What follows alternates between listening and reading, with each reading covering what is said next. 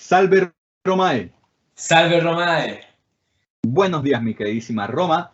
Topic odiernae rusticis civile Romae. Tema de hoy, responsabilidad civil en Roma. Quiero darle la bienvenida a nuestro gran amigo y jurista Nelson Herrera. Nelson, buenos días. Muchas gracias, Benjamín. Buenos días a ti, buenos días para toda nuestra población que nos está viendo. Como tú dijiste, el tema a tratar el día de hoy es la responsabilidad civil en nuestro imperio. Exactamente. ¿Sabes qué? Quiero agradecer, como siempre, el auspicio del gran imperio de Roma y la poderosísima legión romana. Así que nos vamos de lleno con el primer titular, que dice lo siguiente, Nelson: la responsabilidad civil y penal van de la mano en el derecho romano. Exacto, Benjamín. Van tomadas de la mano, están interrelacionadas. En primer lugar, hay que definir que la responsabilidad civil en Roma es una fuente de obligaciones, ya que el pater familia, es decir, el líder de la familia, el padre de la familia, es responsable por los actos que ejecuten sus hijos, sus animales y sus esclavos. Es decir, él tiene que responder por cualquier acto que estos lleven a cabo. Claro que sí, mira, como un dato para nuestros televidentes, no tenemos que olvidar que los esclavos forman parte del patrimonio, pero como un mueble, como un objeto animado. Entonces también se tiene que responder de la responsabilidad de estos actos. Continuando con el siguiente titular, el cual nos dice: toda responsabilidad viene relacionada con la culpa. Sí, Nelson, mira, culpa es un concepto que nos va a acompañar por todo el programa, hasta el final te digo. Y bueno, vamos a comenzar viendo lo que es el danum inuria datum, la pérdida causada injustificadamente. Esta era una conducta que se concretaba en occidere, matar; frangere, hacer pedazos; urere, que era quemar; rompere, que era romper. Todo esto a una cosa ajena, a una cosa que no te pertenece, causando así un daño patrimonial al propietario. Esta conducta debía concretarse en un contacto inmediato entre el sujeto y la cosa dañada. Es decir, el daño debía causarse corporo suodatum, o sea, en el momento. Asimismo, la conducta debía realizarse con inuria, que es un concepto que vamos a ver de más en todo el programa, y yo creo que los clientes también van a poder aprenderlo, el cual resultaba en el criterio que permitía imputar jurídicamente a un comportamiento la respectiva sanción, pues siendo injustificado el comportamiento, era por lo tanto reprochable para el derecho. Es Este decir, era un el resultado. comportamiento antijurídico. Exacto, era una conducta ilícita, una conducta negligente. También Nelson, acá la lex Aquilia da lugar a una actio ex delito, a una acción ante los tribunales. ¿Cuál era la finalidad de esta acción?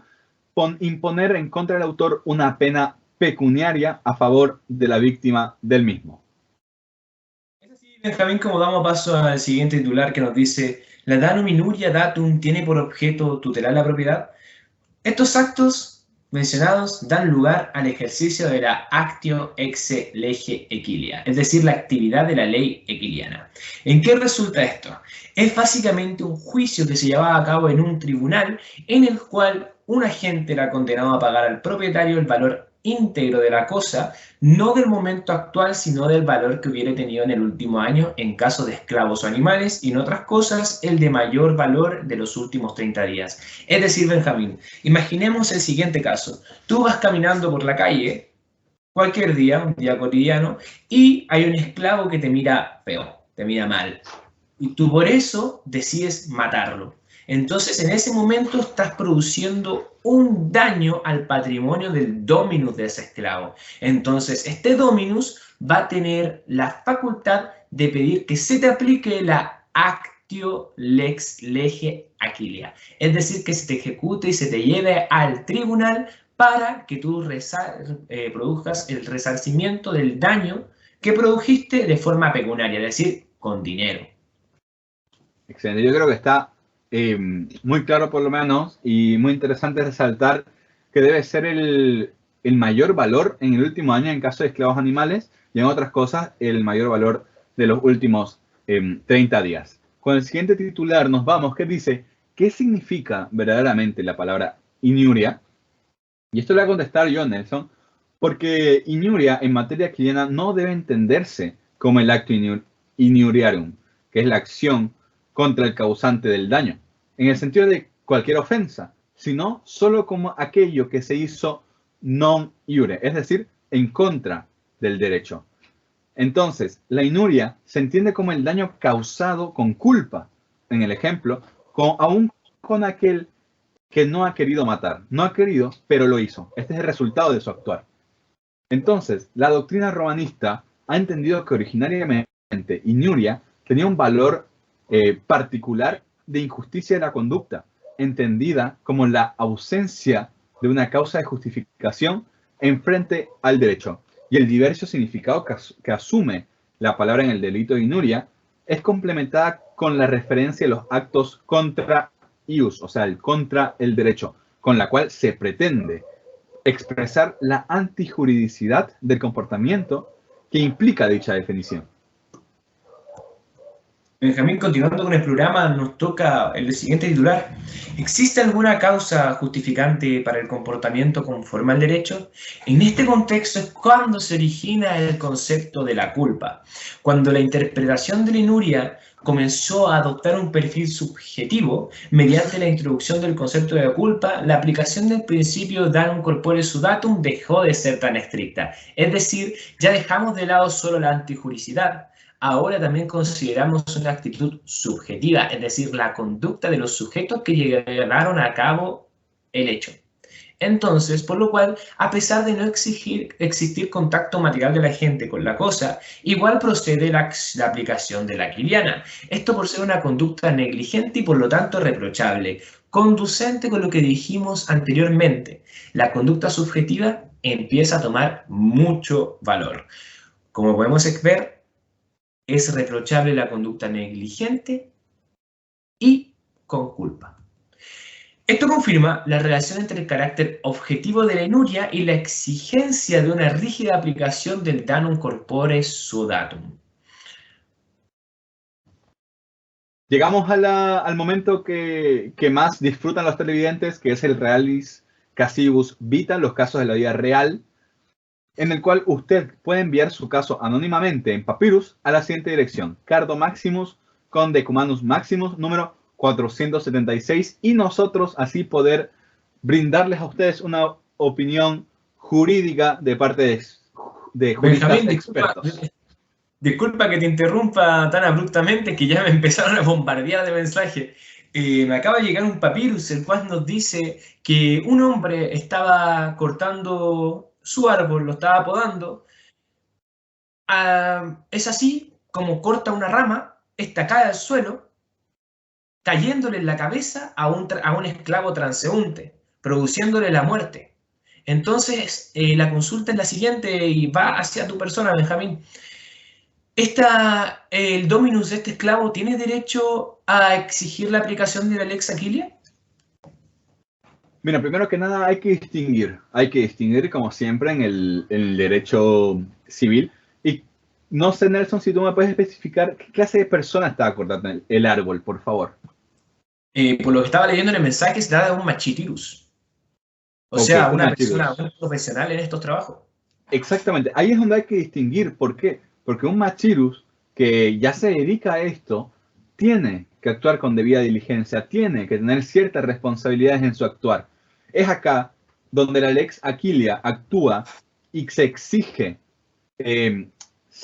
una prevención en todas las acciones, porque tomamos como modelo a una persona, por ejemplo, un romano, que actúa siempre debidamente. Y de acá es donde se hace la comparación, una comparación en la cual se ve si esto se podía haber evitado, cómo, y si le correspondía directamente al machirus. Entonces, efectivamente, acá para contestarle a la persona que nos ha enviado su caso, sí, usted tiene el derecho por la lex Aquilia de exigir su derecho contra el dominus, contra el machirus.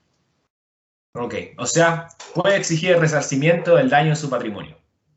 Exactamente. Y mira, Nelson, justamente ahora me acaba de llegar otro caso fresquito, me acaba de llegar justo ahora, que este va dirigida para tu persona. Así que, mira, te voy a leer exactamente lo que dice.